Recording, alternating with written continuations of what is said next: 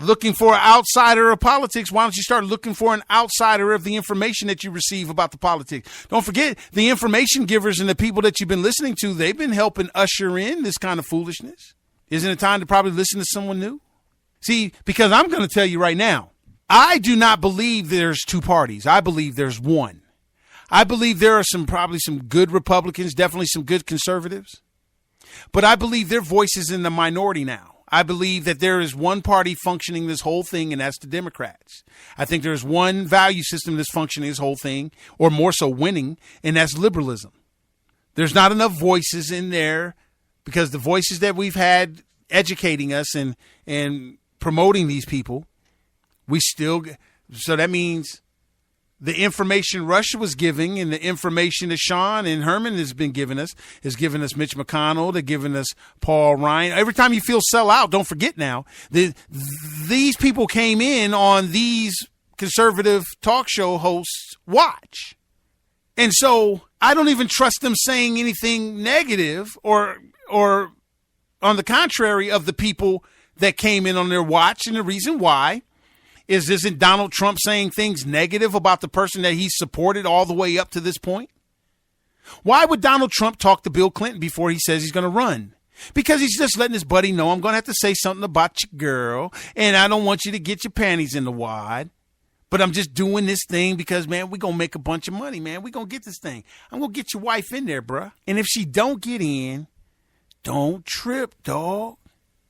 We'll have the Justice Department. So, we're going to cement liberalism. Come on, Bill. Wonder Twin powers, activate.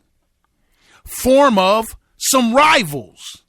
And that's all he did, is making you think they're at each other's throat. They're not. But that's reality TV. See, you think that on Love and Hip Hop, they dragging each other around by their hair and all this kind of stuff. No, that's orchestrated chaos. There might be a little animosity and anger in there because that's really hair. It's really paid for hair. But see, when you have a whole country full of reality TV people that think that that's really real TV, not understanding, no, it's guided TV. It's people that's looked at personalities and know what kind of personalities snap and it goes against each other. They're all friends. They're all making money. They're all dependent upon each other to keep themselves on the shows. Follow the money. They're not really enemies.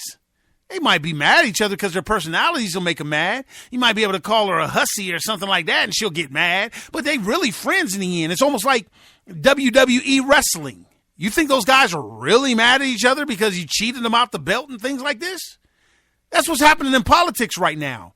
You have a reality TV show star on one side that's been supporting liberals his whole freaking life.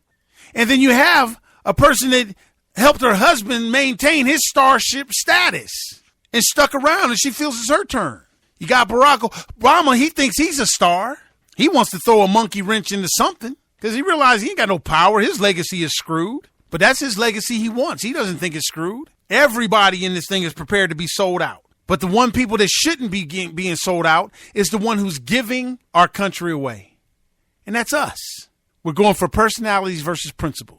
How in the hell have we allowed Donald Trump to come in here and turn every single candidate that we had, great American, into sellouts, bought outs, belly outs, fat outs, ugly outs, pedophile outs, lie outs by Donald Trump? Hasn't done a damn thing for America, but got a cool little slogan, got your frustration, has everybody jazzed up on his first bigoted, racist statement, demeans everybody, uses our troops, rips them off, everything, using everything for his own gain.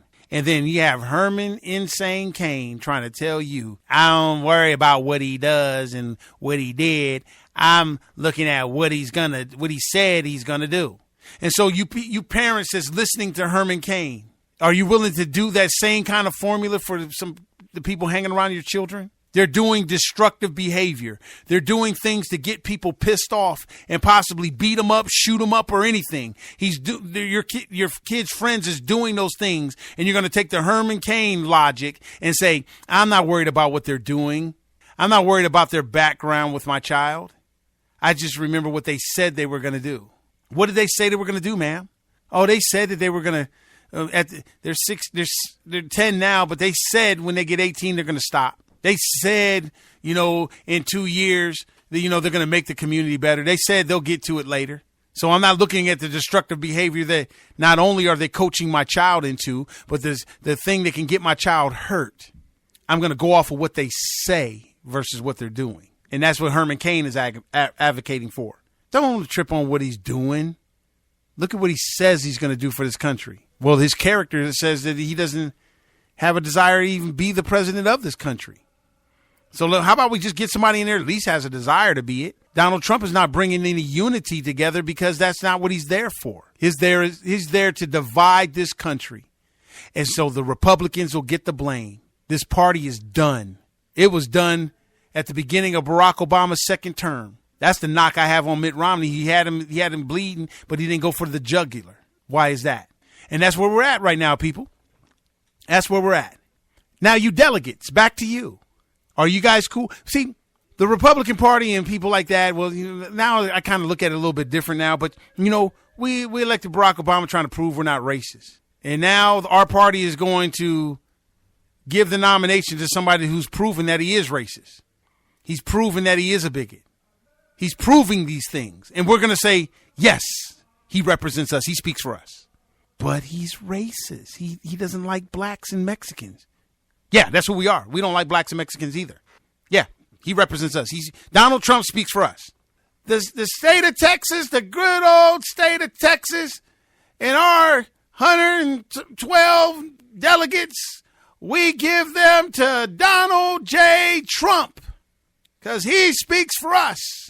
Everything that he says, except for that, and except for this, and except for that, and except for the Carly Fiorina thing, and except for what he said about Ted Cruz, everything else, and except for John McCain comment, and and except for the thing that he did against the handicapped guy, but other than that, we cast our votes and says except for him calling Ben Carson a pedophile, and because there's so many exceptions. There's too many exceptions that we have to go through to say that Donald Trump doesn't speak for us. Why don't you articulate the things that Donald Trump has said that don't speak for you? If that one outnumbers the stuff that he said that does speak for you, give him your delegates and own it. Because I tell you right now, the African American community has been told, I can tell you this because I'm from there. We've been told our whole lives Republicans are racist. Republicans are the slave masters. Republicans hate blacks. And me being a conservative, I can say, no, we have some human beings. There's Democrat or Republican, don't matter. But they're very small. But I'm telling you, after you delegates give Donald Trump the nomination, the Democrats are going to be right, even though they're wrong. Because we're going to look like the Republicans and the people on the right are going to look like they're racist. Because we have selected this guy to be our leader, win, lose, or draw. What he represents is what we represent. He's telling you every day what he represents, divisiveness. And so we're going to represent divisiveness because our leader is divisive. And trust me, like Herman Cain say, that dog don't hunt. Well, Herman, your dog don't learn a new trick. Your dog is always going to be a dog. He's 70 years old. That dog don't learn nothing new. No matter how much togetherness he needs to sound, he doesn't know how to sound like a unifier unless he's just unifying his racists and bigots. And he stood on that airplane tarmac and said, look at my nigga. I got one. Elect me and you guys can have your very own one too. Oh, Phil is being too harsh on Donald. Look at my African American over there. Look at him. Wow. Wow. It's in there, people. You're looking at Donald Trump, the ragu or Prego spaghetti sauce. It's in there. And he is going to speak for us. You need to talk to your delegates. Get your delegates to understand. We have options, people. We have options.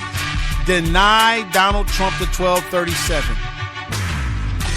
And use the fact that he's got too much hidden stuff Got to see your tax returns, buddy.